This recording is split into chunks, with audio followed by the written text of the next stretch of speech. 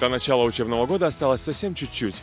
И мы сейчас возле Салгира в центре города Ахмеджита на школьной ярмарке. Со мной сегодня двое школьников. Это Медине, 16 лет, 11 класс, гимназия номер 9. Сервер, 13 лет, 7 класс. Медине, что ты сегодня собираешься купить? Много тетрадок, потому что 11 класс – это время подготовки к ЕГЭ.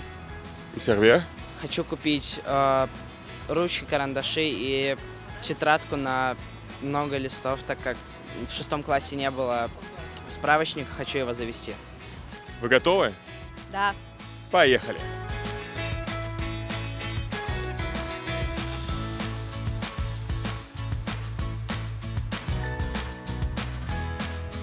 Какая линейка? Крутая? Да. Даже не знаю, покупать мне гуашь или нет.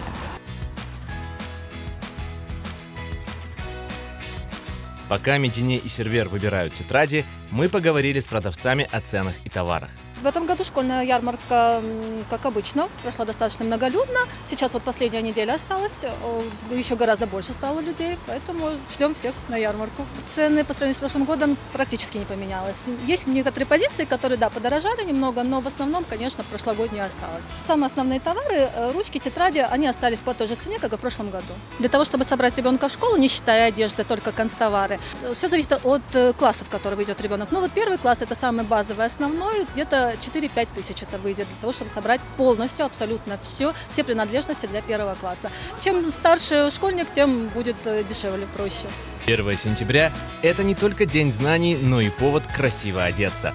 Новая школьная форма, новый рюкзак, ну а для девочек еще и новая прическа, которую традиционно дополняют пышные бантики, пару которых присмотрела для себя и Медине. О школьной форме подготовки к новому учебному году мы поговорили со школьниками и их родителями. Я люблю. Мы каждый год здесь покупаем много всего. Пеналы, рюкзаки иногда покупаем здесь. Только тетрадки. Ручки осталось купить, и все. Я буду готова. Первоклассника собрать в этом году очень дорого. Очень. То есть в среднем у нас в школе форма, которая установленного образца. Брюки и жилетка 8 тысяч, кардиган 2, еще одна вязаная жилетка тоже 2000, как бы рубашки в среднем по 2000, поло 1500, канцелярия, я не знаю, мы еще пойдем на рисование, там вообще около 20 тысяч, бумага, краски, акварельные карандаши, пастель, сухая, масляная. В школе есть форма, это сарафан, блузка, то есть, сарафан обязательно должен синего цвета, вот мы решили остановиться на этой модели. Сарафан стоит 1700, блузка тоже 1700, 300 только одеть, это верхняя. В этом году очень дорого собрать ребенка в школу. Надо. Ну, кроссовки, конечно, физкультурная форма, спортивный костюм, кроссовки, шорты, футболка. Общую сумму мы еще не считали примерно, ну, 15-20, наверное. В зависимости от того, что у нас с прошлого года остался ранец, карандаши.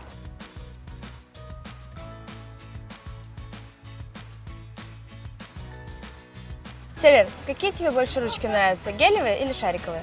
Мне, конечно, больше нравятся шариковые, потому что они так часто не текут. Я с тобой согласна.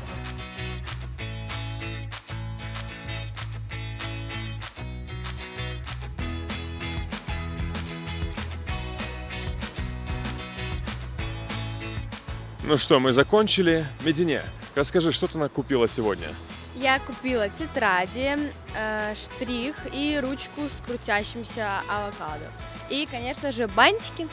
Ты же будешь отвлекаться на эту ручку. Ну, конечно. Я с этой целью брала ее.